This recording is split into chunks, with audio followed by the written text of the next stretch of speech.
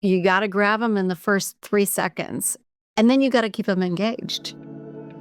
Welcome to the Orykl Podcast, where spirituality, inspiration, and education come together. We have 3 playlists. In Spiritual Stories, we explore profound moments in personal spiritual journeys. In Spiritual Entrepreneurship, we share insights to help spiritual practitioners and their businesses thrive. And in Spiritual Leadership, I offer my perspective on leading with authenticity and heart. Welcome everyone to the Orykl Podcast, Spiritual Entrepreneurship. Today, I'm really excited to welcome Angie Fenimore, a New York Times bestselling author and expert writing coach.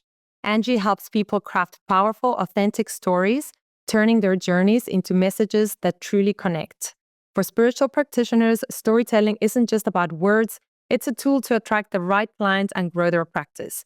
Today, she'll share how you can use your story to build your business and make a deeper impact. Angie, welcome. So good to have you. Thank you, Huenu. It's so great to be here. So we spoke before. We had a podcast. You shared with us your spiritual story. You had an NDE. It was really interesting. And we will definitely put the link to that podcast below. But you help people with storytelling and telling their story in a really meaningful, impactful way. So maybe could you start off by explaining to us, why is storytelling so important, and why should somebody like a spiritual practitioner think about their story in a more profound way? Everything that human beings want to consume is actually structured inside of storytelling. And we can take that all the way down to how a human being is even constructed, how our world is constructed. Great court cases, commercials, anything, a date, everything is structured inside of powerful storytelling. And so, of course, it's important for spiritual practitioners who want to make a difference to be able to connect with that audience so that they can make that difference. And I don't think this is something that people think about when they write their website or when they write some sort of marketing material. I don't think it's top of mind, my story, right? Because I know that I've come across a bunch of spiritual websites, and very often I can't find anything on the About page. Now, I'm supposedly going to book a session with this person. It's quite personal. I'm going to be personal. I'm going to tell them probably a lot of private things. And so I kind of feel like I want to know this person a little bit more than maybe a cashier at the shop. I don't really care about their story so much. So can you maybe expand a little bit on that, like the importance of being able to connect with somebody if you're going to trust them enough to book a session with them, and where like storytelling fits in there? Well, it's really important on your social media, on your website, your invitation to the world to start with your why. Begin when you're building your content, when you're building your landing page, begin with your why. Why are you there? Why does it matter to you? And especially for spiritual practitioners, part of that why is, why do you want to make a difference? That's the bottom line. Because people who are out there looking, they're interested in your story and who you are, but really, for lack of a better way to say it, it's what's in it for me? That's what they're looking for. What difference are you going to make for me? And so it's really important to be authentic, number one. First thing is, if you've got every single answer, people have mirror neurons. We know it's not authentic because nobody does have all the answers. So you don't want to actually come across like, I know it all, I'm the end all be all, because you're not. I love that you said that, because I agree with you. I mean, and we all would agree with that. If everything is perfect, it doesn't ring true. It's not. Yeah. What are some of our faults or imperfections or shortcomings that we should talk about if we're going to share our story? What are some of the things that we should almost say to people, hey, this is my imperfection, FYI? Generally speaking, it's like you don't have to come right out and say, just like at a job, a job interview or on a resume, you're not going to highlight all, here's my weaknesses, but you do want to be completely comfortable saying, I don't know the answer to that. Yeah. And then you want to be relatable.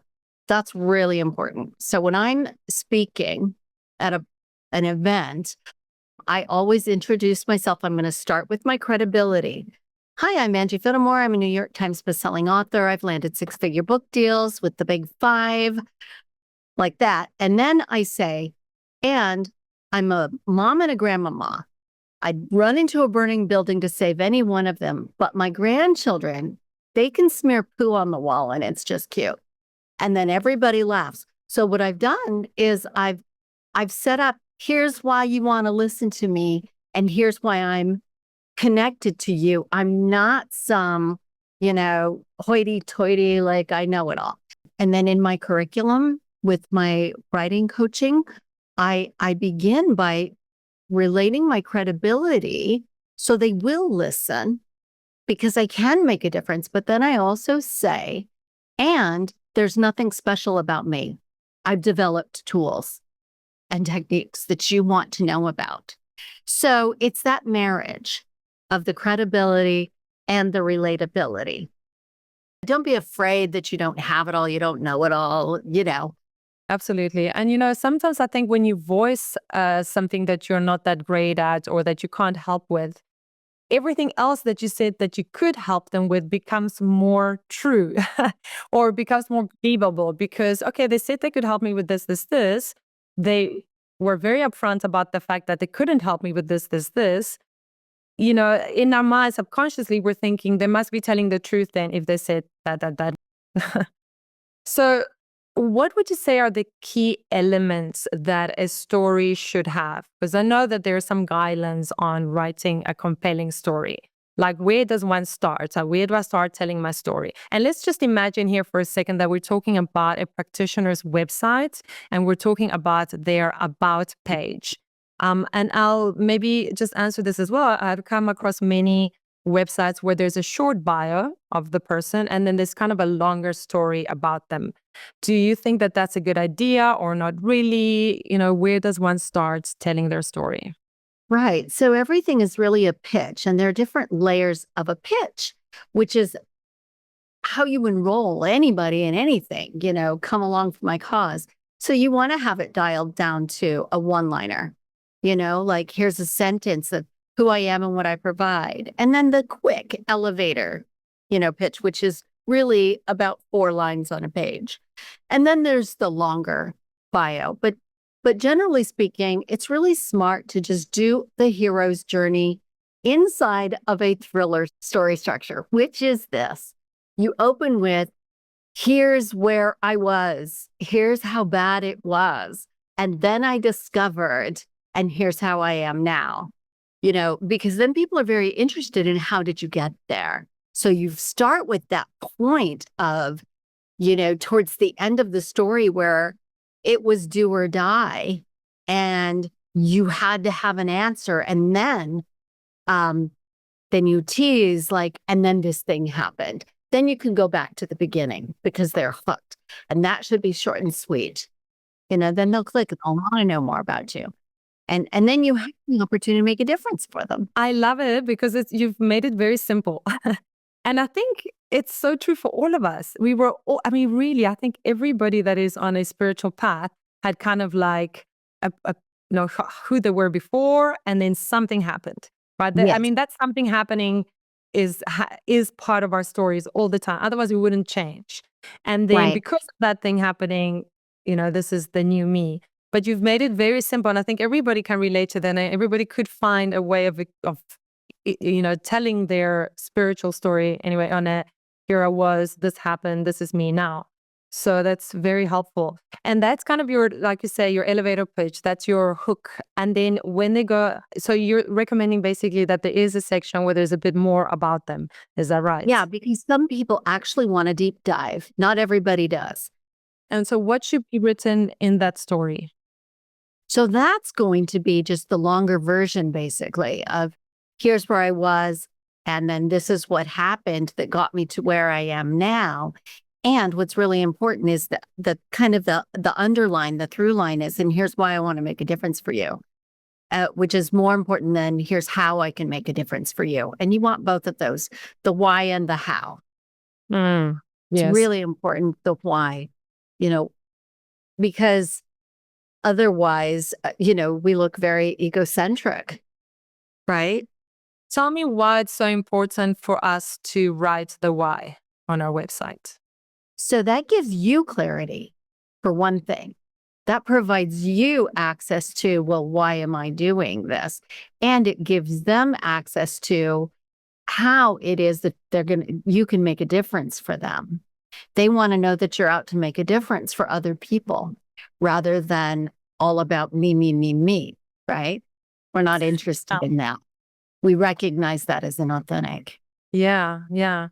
And how deep should people go? Because I see some people writing their story and exposing everything, some horrendous childhoods, yeah, a lot of hardship, and then the whole story of how it went and so on.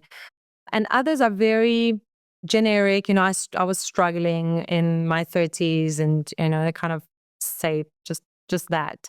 So is it a good thing to go super deep? And I'm not talking like lengthwise. I'm sure there's a length that we shouldn't go deeper than, or longer than, because it does get a bit long.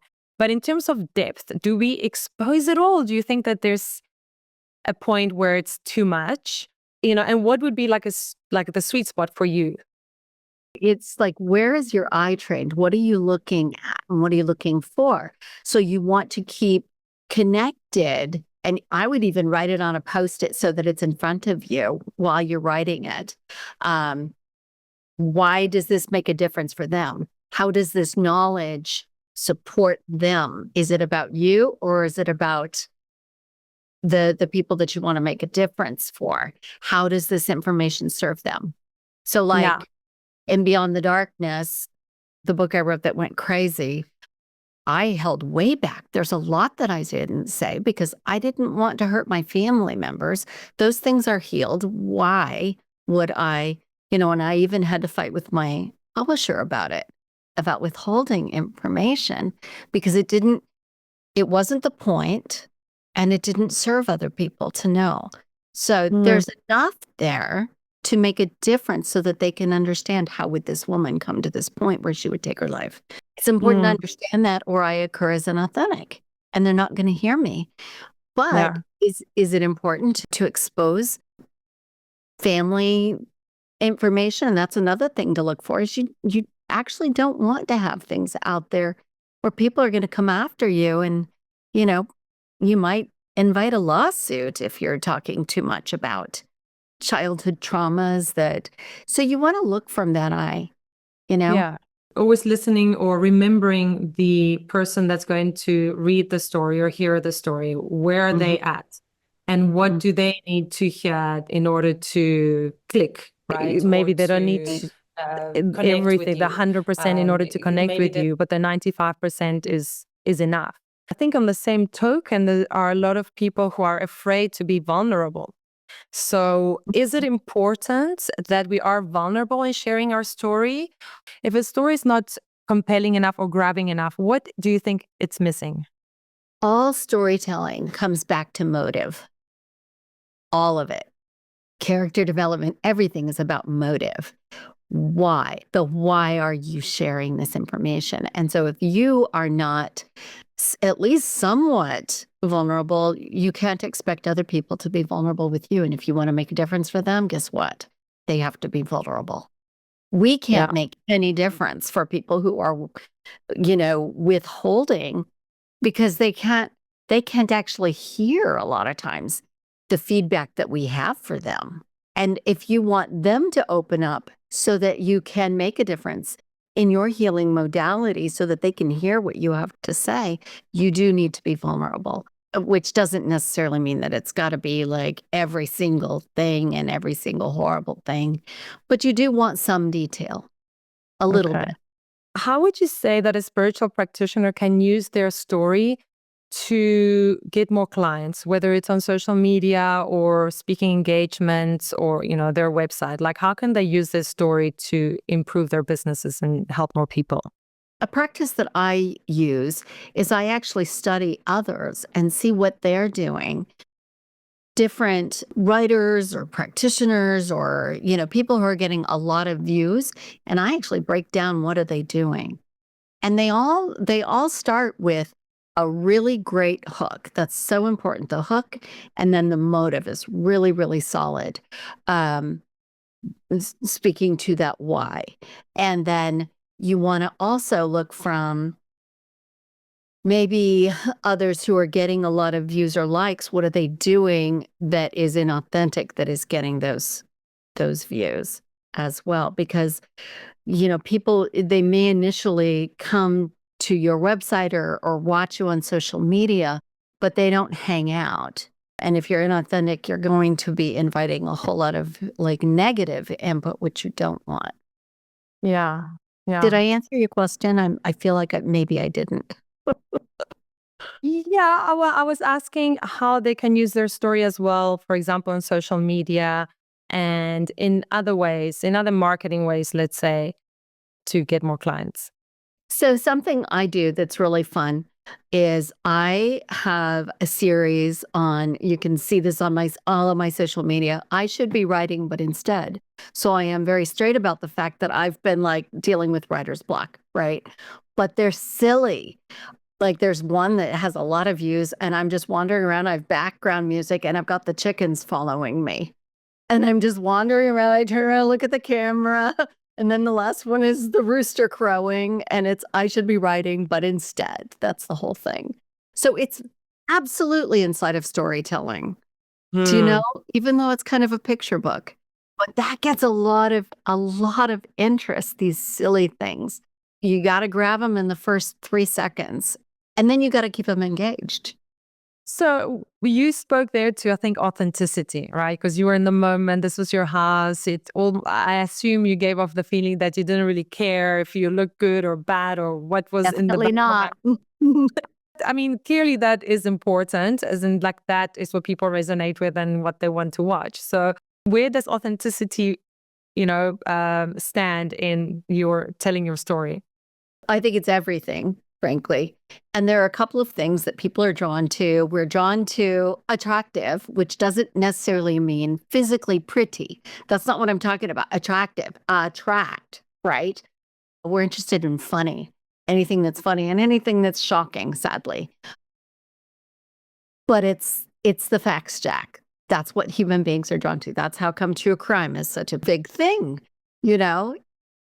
But something interesting about people who are interested in true crime is they're not necessarily interested in that salacious goriness. They are like us. They're interested in healing the world. They're interested in problem solving. They're interested. So you want to tap into that. What are people interested in? It's got to have action. It's got to be interesting. And it's got to be either funny or make people cry or have chills. I feel like with people listening to this now, they might be thinking, okay, cool. But like, oh my gosh, now I've got to make something funny, or now I've got to make something scary, or like, how do I grab them in the first 3 minutes or first 3 seconds rather? So how do we marry that with something that's easy and feasible and doable and something that people actually do? Because I feel like, especially social media, people are like, no one wants to do it. Everybody feels like they should do it because everybody's there. And how do I stand out? And yes, be authentic. Okay, cool. Like we got that. But then what? Like how? Yeah, I love that you asked that. So the big thing is you're going to want to keep doing it. You have to be consistent. Consistency is huge. So like for me, I have a blog out there that you can read and there are 4 entries. That's it because I hate to blog. And the first blog entry is about how I hate to blog. Right? I'm never going to do it. And I've been told by so many experts, oh, you should be blogging. I'm not. I hate it. I'm not going to do it. I'm way too much of a perfectionist around writing. And so what I can do is drag a camera around with me and just let it roll. And then something interesting happens and it's like, oh, I'm going to edit that piece. And I don't even have to talk a lot against it. So do what is fun for you, Do something that is fun. Like I love video editing. Not everybody does. So find somebody who's going to edit your videos for you. I'll be sending you some videos to edit. Great. Okay, this is amazing. I feel like this is really cool, useful information. I got you on the consistency. I mean, I've heard that over and over and over. So I think that that's a tough one because as people start, and I know so many practitioners that start, like they don't want to do it and they just, like put in all this effort to do it. They get so few followers and they're like, what's the point? Why? And so they don't build up enough consistency to actually attract the people. And then, of course, you can tweak it and make it better and better and better. But I think consistency is something that everybody can do because it could be terrible, but at least you can be consistent. You don't necessarily have to be the best right off the get-go, right? But you can certainly be consistent right off the get-go. So I feel like that's kind of a beginner's step. And then getting it better with time, sure, it's then you listen to podcasts, you listen to what you've just said and you just practice, get feedback from people. And like you say, I think that enjoying what you do is like the most important thing. Because if you enjoy it, then you can easily do, if we're talking here about social media, you can easily do a few. And if you don't like talking in front of the camera, if you don't like doing this, like, don't do it. Something else you can do is band together with others. It's like, this is what my students do. If somebody has a book launch, you know what? Everybody's sharing. So you find other practitioners. And rather than looking from an eye of we're in competition, you're not actually. We're all up to elevating the world, aren't we? In various ways. And so share other people's content for them and ask them to share yours. Yeah. That's a good way to get followers, is to band together. Yeah. Well, I love talking about this. I love helping practitioners with also things that feel good for them. Like I am all for whatever effort you're going to put into your business. First thing, does it feel good for you to do it? Do I want to align with this person? Do I want to do this? Do I want to do that? Because there's just so many things that we can do, really. And some other things can be done by somebody else who loves doing it. When I hire people, I'm very careful with that, not to put them in a job that they don't like, because I know they're going to leave. Either I'm going to get upset at them with time because they're not going to do the job well, or they're going to leave. So even though I think I'm getting somebody for this specific job, sometimes I split the job into, I realize that this person can't do accounting and something else, but I really think they would love this something else. I'll keep them there, maybe like less hours, and get somebody else for this. Because so with us, it's the same thing, in our business, of course, we're going to put effort. And maybe I'm not talking about being, if you don't like writing an email, you can put a bit of effort and write the email. But I'm just saying, if you're going to be doing something on a consistent basis, you have to love it or get somebody who loves it to do it instead of you. Exactly. Yeah. Okay. Well, maybe any last parting tips for spiritual practitioners when it comes to telling their story? Just really be authentic and not be fearless, but be brave. Be courageous. Be straight about that even in telling your story.